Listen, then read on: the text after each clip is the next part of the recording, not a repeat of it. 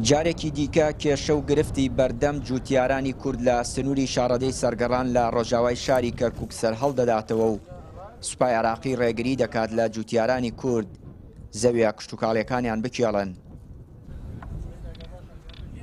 ئەم جوتیارە کە تراکتۆر و ئامێری کێڵانی هێناوە، بەڵام سوپا ڕێگری لێ دەکات زەویەکەی بکێڵێت. نیگەرانە و دەڵێت هیچ کەسێک چارەسەری گرفتی جوتیارانی کورد ناکات.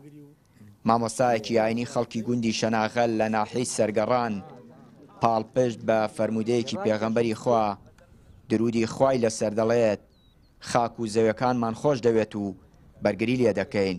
هەموو گوندێک هەمەرەك دوو هەمەری لێوەستاوە هەر یەکێکمان بستین جوتیارێک بستە ناو زەویەکەی دەیبا و سزنی دەکا ڕۆژێک دوو ڕۆژ ئەوجە دوای بە کەفالەت ئێمە بەردەبین.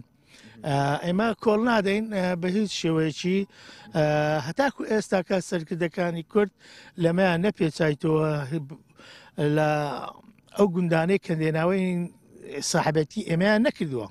لەسەر ئەو خاکە بشکوژین ئەمە شەهیدین وەکو پێغەمبەری خوا عەلەیهی سەڵات وسەلام دەفەرمێ من قتل دونه فهو شهيد ومن قتل دون ماله فهو شهيد ومن قتل دون عرضه فهو شهيد.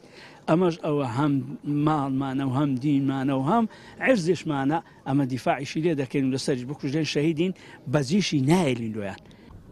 جوتیارانی گوندی شەناغا پەڵکانە و گابەرەکە و سربەشاخ و خەرابە زیاتر لە 100,000 دۆنەم زەوی کشتوکاڵیان هەیە و ئێستا سوپا ڕێگرە لە بەکارهێنانی نوێنەری جوتیارانی کورد لە سەرگەڕان دوای کۆبوونەوەیان لەگەڵ فەرماندەی فیرقەی هەشتی سوپای عێراق دەڵێت پارێزگاری کەرکووک دەبینین و چارەسەرێک بۆ ئەو گرفتە دەدۆزینەوە.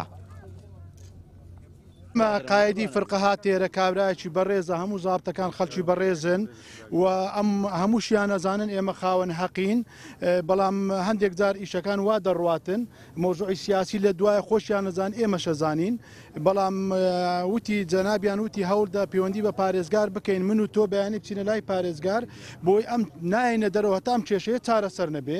حەلیشمان زۆرەیە ئەو قوتعانەی مشکلەیە لەسەری بوەچێتا و قەرارە جێبەجێ دەبێ وتی ئەبێ بەیانی ساڵ بکەین بە پارێزگار و بچین بۆ لای پارێزگار چارەسەری بکەن. ئێمەش پێیمان وت ئەو خەڵکە ئێمە ئەمینێنەوە لەسەر ئەم جادەیە هەتا ئەم کێشەمان بۆ چارەسەرەکرێت چکە ئێستا یاسا هەموو شتێک لە ساڵحی ئێمەیە ئێمە چاوەڕ دەکەین بگەڕێنەوە سەر زەویەکانی.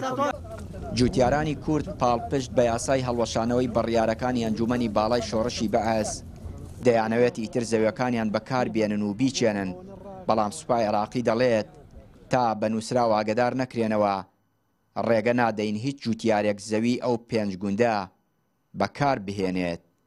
چیانووری کەناڵی پەیام، گوندی شەناغا، قەزای دەبێت.